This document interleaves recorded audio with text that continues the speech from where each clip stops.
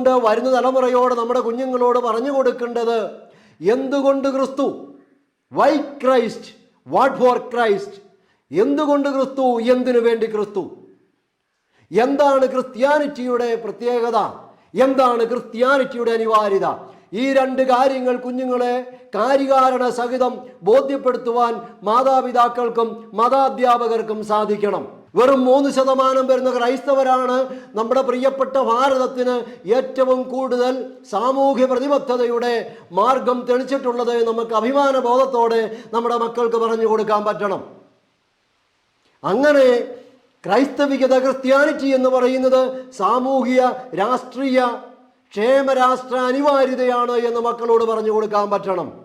മനുഷ്യ ഹൃദയങ്ങളെ ആയുധം കൂടാതെയാണ് ക്രിസ്തുവും അപ്പസ്തോലന്മാരും കീഴടക്കിയത് എന്ന് ചരിത്രത്തിന്റെ വെളിച്ചത്തിൽ പറഞ്ഞു കൊടുക്കണം. ഒരു ബന്ധക്കുസ്ത അനുഭവത്തിൽ ആരംഭിച്ച് ഇങ്ങ് കേരളത്തിലും സൂര്യനസ്തമിക്കാത്ത, ഒരു കാലത്തെ സൂര്യനസ്തമിക്കാത്ത സാമ്രാജ്യമായിരുന്ന റോമായെയുമൊക്കെ ക്രൈസ്തവർ നേടിയത് പരിശുദ്ധാത്മാവിന്റെ ശക്തിയാലാണെന്ന് മക്കളോട് പറഞ്ഞു കൊടുക്കാൻ പറ്റണം.